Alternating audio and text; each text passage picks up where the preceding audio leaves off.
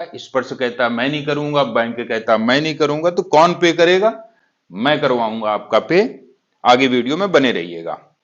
30 जून और 31 दिसंबर, यानी कि आप जानते हैं 1 जुलाई और 1 जनवरी को जो नोशनल इंक्रीमेंट लगता है, उससे ठीक एक दिन पहले यदि किसी सैनिक भाई का रिटायरमेंट हो जाता है और जो नोशनल इंक्रीमेंट से उसे वंचित कर दिया जाता है, ओर से एक रिक्वेस्ट, यदि अभी तक भी चैनल को सब्सक्राइब नहीं किया तो चैनल को सब्सक्राइब कर लीजिएगा और मेंबर बनने के लिए चैनल के ज्वाइन बटन को क्लिक करके मेंबर बन सकते हैं। धन्यवाद। पहला बिंदु जिसकी मैं चर्चा कर रहा था, एंट्री लेवल पे का मिला एरियर।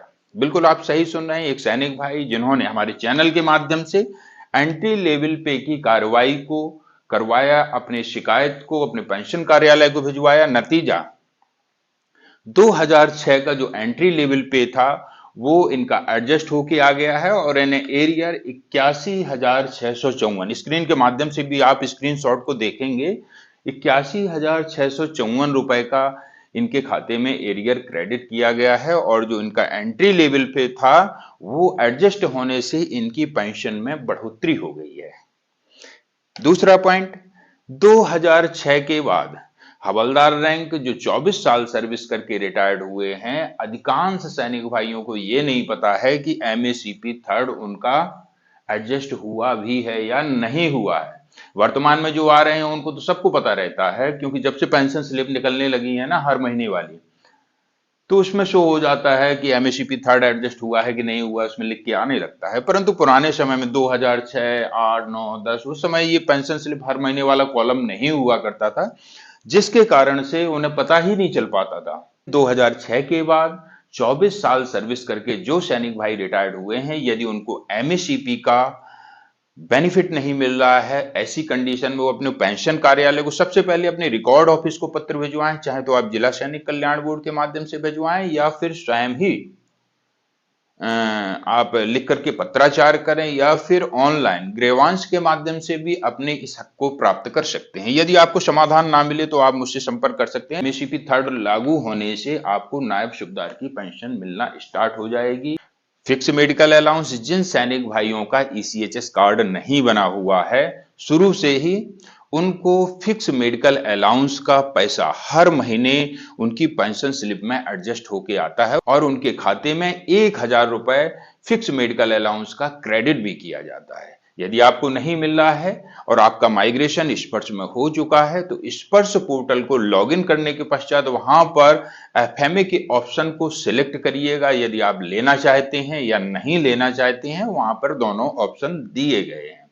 नहीं लेना चाहते हैं इसका मतलब आपके पास ऑलरेडी ईसीएचएस कार्ड है, और यदि लेना चाहते हैं मतलब आपके पास में शुरू से ही ईसीएचएस कार्ड का कोई भी ऐसा विकल्प नहीं था, इसलिए आप लेना चाह रहे हैं। अब कुछ सैनिक भाइयों को एफएमए का एरियर नहीं मिला है, परेशान है। एक हमारे गांव के नजदीक के बुजुर्ग पूर्व सैनिक हैं, 2009 से उनका फिक्स मेडिकल अलाउंस का 1,000 रुपए जो वर्तमान में मिल रहा है, उस समय कुछ उसकी राशि और हुआ करती थी।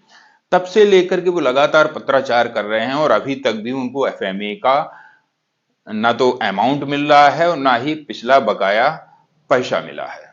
ऐसी कंडीशन में क्या होगा? ऐसी कंडीशन में उनको 2009 से लेकर अब तक जितना भी एफएमए का बकाया बनता है वो उनके खाते में क्रेडिट किया जाएगा, परंतु कहीं ना कहीं कुछ लापरवाही हो रही है जो अभी तक भी उनको ये पैसा नहीं मिल पा रहा है। चौथा है, ओआरओपी 2 की एक किस्त मिली, बकाया नहीं। इसका मुख्य कारण है 2023 में जब ओआरओपी 2 की किस्तें देने की बात आई तो कहा गया कि इसकी 4 किस्त में इसका पैसा दिया जाएगा। उस समय कुछ रक्षा पेंशनर्स का माइग्रेशन स्पर्श में हो चुका था और जिनका स्पर्श में हो गया था तो चारों की चारों किस्तें स्पर्श के द्वारा रक्षा पेंशनर्स को पे की गई थी, परंतु जिनका माइग्रेशन नहीं हुआ था, बैंक से ही पेंशन ले रहे थे, उनकी पहली किस्त मिलने के बाद में अचानक से स्पर्श में माइग्रेशन हो जाता है या किसी की 2 किस्तें मिलने के बाद में स्पर्श में माइग्रेशन हो जाता है, तो ऐसी कंडीशन में बैंक ने बकाया 2 किस्तें या 3 किस्तें उस पेंशनर्स को पे नहीं किया, क्योंकि बैंक के हाथ में कुछ था ही नहीं। बैंक जब माइग्रेशन हो गया स्पर्श में तो स्पर्श जाने। अब 2023 से लेकर के लगातार वो पेंशनर्स बैंक के चक्कर काटे जा रहे हैं। ऐसे ना जाने कितने रक्षा पेंशनर हैं जिनका मैंने ये बकाया 2 या 3 किस्तें दिलवाने का काम किया है। अब 2023 से लगातार चक्कर काटने के बाद भी उनको समाधान नहीं मिल पा रहा है। जिनको समाधान नहीं मिल पा रहा है, एक बार मेरे चैनल पे आइएगा, जुड़िएगा। निश्चित वादा करता हूं कि आपको ये OROP 2 की बकाया किस्तें दिलवाने का कार्य करूंगा।